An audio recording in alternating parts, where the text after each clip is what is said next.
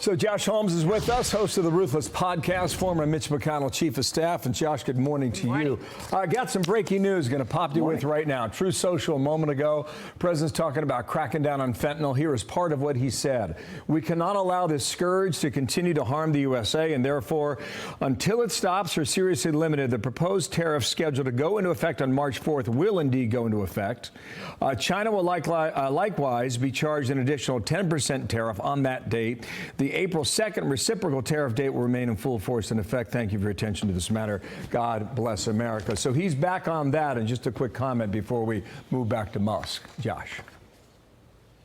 Yeah, look, I thought this was one of the most important things that came out in those initial executive orders, the initial discussion of tariffs. You know, typically we think about this in an economic-only context, in a trade policy context, but each one of the fact sheets that the White House put out in January specifically outlined a section on fentanyl. This administration is taking that extraordinarily seriously. They know that we could get better help from our partners around the world, and I think that this is the next iteration of that.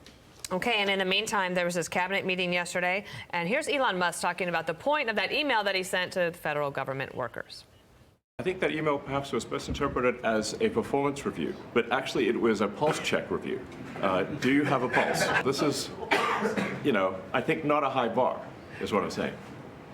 This is, anyone could accomplish this. But what we are trying to get to the bottom of is we think there are a number of people on the government payroll who are dead. They're literally fictional individuals that are collecting paychecks. What do you make of that, Josh? Well, look, so much has happened in the last 6 weeks that we forget that what we just watched yesterday was the first cabinet meeting and the first opportunity for us to see the contours and the relationships between the heads of all of these agencies and Elon Musk and what it means. And I think one of the takeaways that I had, at least, Dana, was that he's not trying to be the HR manager here. He's definitely not, you know, in the personnel business in terms of hiring and directing. What he's trying to do is clean up the mess.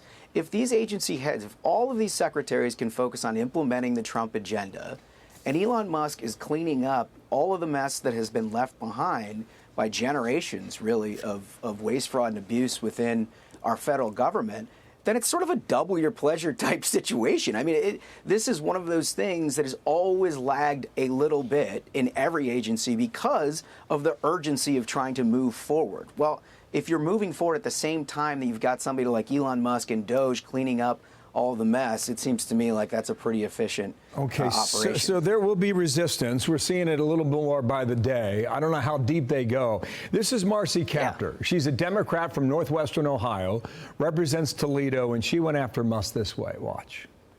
People doing the firing never served a day in the U.S. military. Mr. Musk has just been here 22 years, and he's a citizen of 3 countries. I always ask myself the question, with the damage he's doing here, when push comes to shove, which country is he loyalty to? South Africa, Canada, or the United States? And he's only been a citizen, I'll say again, 22 years. Here's the rub, Josh.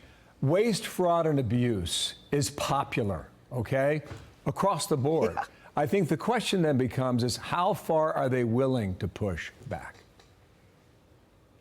Yeah, I mean, look, reprehensible commentary there from that individual. We've talked about this before. I think the great gift that Donald Trump has always had is creating an argument where his political opposition is forced to look like absolute idiots. And in this case, it is just overflowing, and it seems to be every single day. I mean, questioning the loyalty of Elon Musk because he's not wild about billions upon billions of wasteful funding that's going to a whole bunch of projects the American people, 1, didn't know about, and 2, would never have approved of if they did. It's wild. This is a wild commentary. I can't believe that Democrats are going to want to dig in for the long haul on this. It seems like they are, but they also know that Donald Trump is floating above all of this. It's an argument that the American people agree with him on, so they're focusing all their fire on Elon Musk. I actually think this works for Donald Trump pretty well. I think it lowers everything in terms of the Democratic attacks. I mean, focus on Elon if you want. The America First agenda is marching forward, and so far, very, very popularly. It is bizarre that she would question his citizenship, question his loyalties to the country. And she says, I'll say it again, he's only been a citizen for 22 years. Only. Final word to you, Josh. Yeah, I mean, I don't see a lot of Democrats lining up to question George Soros's loyalty to the country. I mean, this is obviously they're concerned with the bureaucracy. They're concerned with stories like we saw last week of $2 billion going out to Stacey Abrams and some operation she opened up 3 weeks ago for green energy. They don't want that stuff out there, and so this is why they're getting so irritated about it. Yeah, Josh, thanks. We'll see how far it goes. Got a ways to go, I think. Josh, nice to see you today. Thank you.